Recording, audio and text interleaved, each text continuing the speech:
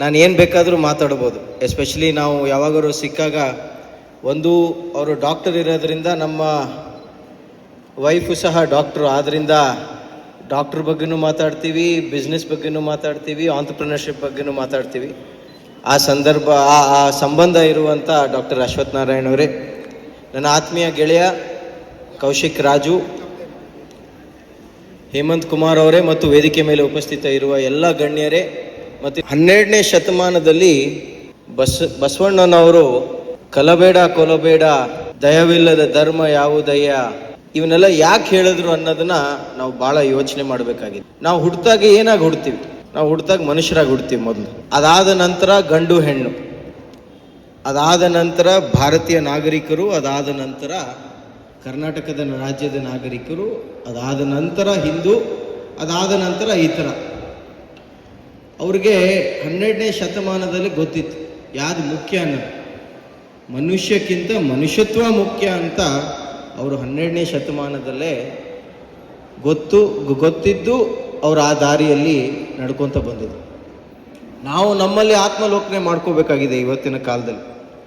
ನನ್ನಂಥ ಯುವಕನ ಹಿಡಿದು ಇಲ್ಲಿ ಬಂದಿರುವಂಥ ಎಲ್ಲ ಯುವಕರು, ಅಕ್ಕ ತಂಗಿಯರು, ಅಣ್ಣ ತಮ್ಮಂದಿರು ಎಲ್ಲರೂ ಸೇರಿಕೊಂಡು ನಿಜವಾಗ್ಲೂ ನಾವು ಅವರು ನಡೆದಂಥ ದಾರಿಯಲ್ಲಿ ನಾವು ಹೋಗ್ತಾ ಇದ್ದೀವ, ಸಮಾಜ ಎಲ್ಲಿದೆ ಅಂತ ಆತ್ಮಲೋಕನೆ ಮಾಡ್ಕೋಬೇಕಾಗಿದೆ. ಆದರೆ ಈ ಸಂದರ್ಭದಲ್ಲಿ ಒಂದು ಹೇಳಕ್ಕೆ ಇಚ್ಛೆ ಪಡ್ತೀನಿ, ಸನ್ಮಾನ್ಯ ಡಾಕ್ಟರ್ ಅಶ್ವಥ್ ನಾರಾಯಣ್ ಅವರು ಖಂಡಿತವಾಗ್ಲೂ ಆ ದಾರಿಯಲ್ಲಿ ನಡ್ಕೊಂಡು ಹೋಗ್ತಾ ಇದ್ದಾರೆ ಅಂತ ಈ ಸಂದರ್ಭದಲ್ಲಿ ಹೇಳಕ್ಕೆ ಇಚ್ಛೆ ಪಡ್ತೀನಿ. ಕಾಯಕವೇ ಕೈಲಾಸ ಶೋಭಾ ಮೇಡಮ್ ಹೇಳಿದ್ರು, ಇಡೀ ಜಗತ್ತಲ್ಲಿ ಪ್ರಸಿದ್ಧವಾದ 2 ಅಕ್ಷರ. ಆದರೆ ಅದರ ಮಹತ್ವವನ್ನು ಇವತ್ತು ಏನು ಇದರ ಪ್ರಯುಕ್ತ 6 ತಿಂಗಳ ಮುಂಚೆ ಸ್ಕಿಲ್ ಡೆವಲಪ್ಮೆಂಟನ್ನು ಟ್ರೈನಿಂಗನ್ನು ಕೊಟ್ಟು ಈ ಉತ್ಸವವನ್ನು ಮಾಡಿ 120ಕ್ಕಿಂತ ಹೆಚ್ಚು ಸಂಸ್ಥೆಗಳು ಇವತ್ತು ಇಲ್ಲಿ ಬಂದು ಇಲ್ಲಿ ನಮ್ಮ ಮುಂದಿನ ಪೀಳಿಗೆಗಳಿಗೆ, ಯುವಕರಿಗೆ ಅವಕಾಶವನ್ನು ಕೊಡ್ತಾ ಇದ್ದಾರೆ ಅಂತ ಈ ಸಂದರ್ಭದಲ್ಲಿ ಹೇಳಿ, ಮುಂಚೆ ಒಂದು ಕಾಲ ಇತ್ತು, ಯಾರ ಹತ್ರ ಹೆಚ್ಚಿನ ಭೂಮಿ ಇತ್ತು ರಾಜರು ಆಳ್ತಾಯಿದ್ರು. ರಾಜರು ಯಾಕೆ ಆಳ್ತಾಯಿದ್ರು? ಯಾರ ಹತ್ರ ಹೆಚ್ಚು ಭೂಮಿ ಇರ್ತಾ ಇತ್ತು ಅವರು ಜಗತ್ತನ್ನು ಆಳ್ತಾಯಿದ್ರು. ಅಲೆಕ್ಸಾಂಡರ್ ಗ್ರೇಟು ನಾವೆಲ್ಲ ನೋಡಿದ್ದೀವಿ. ಅದಾದ ನಂತರ ಇಂಡಸ್ಟ್ರಿ ರೆವಲ್ಯೂಷನ್ ಆಯಿತು, ಯಾರ ಹತ್ರ ಹೆಚ್ಚಿನ ಹಣವಿತ್ತು ಅವರು ಜಗತ್ತನ್ನು ಆಳ್ತಾಯಿದ್ರು. ಆದರೆ ಇವತ್ತಿನ ಕಾಲ ಕಲಿಯುಗದ ಕಾಲ, ಜ್ಞಾನದ ಕಾಲ. ಯಾರ ಹತ್ರ ಇವತ್ತು ಹೆಚ್ಚಿನ ಜ್ಞಾನವಿದೆ ಅವರು ಜಗತ್ತನ್ನು ಆಳ್ತಾ ಇದ್ದಾರೆ ಅಂತ ನಾನು ಈ ಸಂದರ್ಭದಲ್ಲಿ ಹೇಳಕ್ಕೆ ಇಚ್ಛೆ ಪಡ್ತೀನಿ. ಮುಂಚೆ ಫಾರಿನ್ ಡೆಲಿಗೇಟ್ಸ್ ಯಾರಾದರೂ ಬಂದರೆ ಎಲ್ಲಿಗೆ ಬರ್ತಾಯಿದ್ರು? ಡೆಲ್ಲಿ ರಾಜಧಾನಿಗೆ ಹೋಗ್ತಾಯಿದ್ರು, ಬಾಂಬೆಗೆ ಹೋಗ್ತಾಯಿದ್ರು. ಆದರೆ ಇವತ್ತು ಮೊದಲು ಬರೋದು ಎಲ್ಲಿಗೆ? ಬೆಂಗಳೂರಿಗೆ ಬರ್ತಾರೆ. Bangalore is the epicentre of knowledge. It is a knowledge hub. ಆದ್ದರಿಂದ ಎಲ್ಲ ಫಾರಿನ್ ಡೆಲಿಗೇಟ್ಸ್ ಇರ್ಬೋದು, ಕಂಪ್ನಿಗಳಿರ್ಬೋದು, ಎಲ್ಲರೂ ಬೆಂಗಳೂರಿಗೆ ಬರ್ತಾ ಇದ್ದಾರೆ. ನಾವು ನೋಡ್ತಾ ಇದ್ದೀವಿ ಕಾಲ ಹೆಂಗೆ ಬದಲಾಗ್ತಾ ಇದೆ. ಆರ್ಟಿಫಿಷಿಯಲ್ ಇಂಟೆಲಿಜೆನ್ಸ್ ಇರ್ಬೋದು, ರೆನ್ಯೂಬಲ್ ಎನರ್ಜಿ ಸ್ಪೇಸ್ ಇರ್ಬೋದು, EV ಟೆಕ್ನಾಲಜಿ ಇರ್ಬೋದು. ಹೀಗೆ ಯಾವುದೇ ಕ್ಯಾಟಗರಿ, ಯಾವುದೇ ಸೆಕ್ಟರನ್ನು ತಾವು ತಗೊಂಡ್ರೆ Bangalore and Karnataka is ahead of all the other States ಅಂತ ನಾನು ಈ ಸಂದರ್ಭದಲ್ಲಿ ಹೇಳಕ್ಕೆ ಇಚ್ಛೆ ಪಡ್ತೀನಿ. ಆದ್ದರಿಂದ ಇಲ್ಲಿರುವಂಥ ಎಲ್ಲ ಯುವಕರಿಗೆ, you are in the right place, you are in the right city.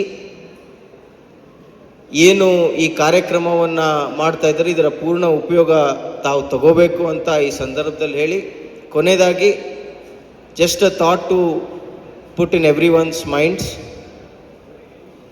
The ladder of success is not seen by the altitude you reach, but the attitude you take in reaching there. ಈ ಮಾತನ್ನು ಹೇಳಿ ನಿಮ್ಮೆಲ್ಲರಿಗೂ all the best. ಇಲ್ಲಿರುವಂಥ ಎಲ್ಲ ಪಾರ್ಟಿಸಿಪೆಂಟ್ಸ್ಗೆ all the ಬೆಸ್ಟನ್ನು ಹೇಳಿ ನನಗೆ ಮಾತನಾಡೋಕ್ಕೆ ಅವಕಾಶ ಕೊಟ್ಟ ಎಲ್ಲರಿಗೂ ವಂದಿಸಿ ನನ್ನ ಮಾತನ್ನು ಮುಗಿಸ್ತೀನಿ. ಧನ್ಯವಾದಗಳು. ಮಲ್ಲೇಶ್ವರಮ ಶಾಸಕರಾದ ಮಾಜಿ ಸಚಿವರು ಸನ್ಮಾನ್ಯ ಶ್ರೀ ಅಶ್ವಥ್ ನಾರಾಯಣ್ ಅವರು, ಡಾಕ್ಟರ್ ಅಶ್ವಥ್ ನಾರಾಯಣ್ ಅವರು ಒಂದು ಒಳ್ಳೆ ಬಸವ ಜಯಂತಿ ದಿನ ಕಾಯಕವೇ ಕೈಲಾಸ ಆ ನಿಟ್ಟಿನಲ್ಲಿ ಇವತ್ತು ಉದ್ಯೋಗ ಮೇಳವನ್ನು ಮಾಡ್ತಾಯಿದ್ದಾರೆ, ಯುವ ಉತ್ಸವವನ್ನು ಮಾಡ್ತಾಯಿದ್ದಾರೆ. ಇಲ್ಲಿ ಆಗಲೇ 120ಕ್ಕಿಂತ ಹೆಚ್ಚು ಕಂಪ್ನಿಗಳು ಬಂದಿದ್ದಾರೆ. ಇಲ್ಲಿ ಇರುವಂಥ ಎಲ್ಲ ಮಲ್ಲೇಶ್ವರಮನ ಯುವ ಜನತೆಗೆ ಇದು ಒಳ್ಳೆಯ ದೂರದೃಷ್ಟಿ ಇಟ್ಕೊಂಡು ಸ್ಕಿಲ್ ಡೆವಲಪ್ಮೆಂಟನ್ನು ಇಟ್ಕೊಂಡು ಅಪ್ಸ್ಕಿಲ್ಲಿಂಗ್ ಅಂತ ಅವರು 6 ತಿಂಗಳು ಮುಂಚೆನೇ ಇದರ ಬಗ್ಗೆ ಯೋಚನೆ ಮಾಡಿ ಆನ್ಲೈನಲ್ಲಿ ಸ್ಕಿಲ್ ಡೆವಲಪ್ಮೆಂಟನ್ನು ಕೊಟ್ಟು ಇಲ್ಲಿ ಉದ್ಯೋಗ ಮೇಳವನ್ನು ಪ್ರಾರಂಭ ಮಾಡಿದ್ದಾರೆ. ಭಾಳಷ್ಟು ಯುವಕರಿಗೆ ಅವಕಾಶ ಸಿಗಲಿದೆ. ನಮ್ಮ ಭಾರತ ದೇಶ ವಿಕಸಿತ ಭಾರತ್ 2047 ಯಾವಾಗ ನಮಗೆ 100 ವರ್ಷ ಇಂಡಿಪೆಂಡೆನ್ಸ್ ಸಿಕ್ಕ ನಂತರ ನಾವು ಡೆವಲಪ್ ನೇಷನ್ ಆಗಬೇಕು ಅಂತ ಇದ್ದೀವಿ. ಆ ದಿಕ್ಕಿನಲ್ಲಿ ಆ ದೂರದೃಷ್ಟಿ ಇಟ್ಕೊಂಡು ಇವತ್ತು ಈ ಉದ್ಯೋಗ ಮೇಳ ಮತ್ತು ಸನ್ಮಾನ್ಯ ಶ್ರೀ ಅಶ್ವಥ್ ನಾರಾಯಣ್ ಅವರು ವಿಷನ್ ಇಟ್ಕೊಂಡು ಕೆಲಸವನ್ನು ಮಾಡ್ತಾಯಿದ್ದಾರೆ.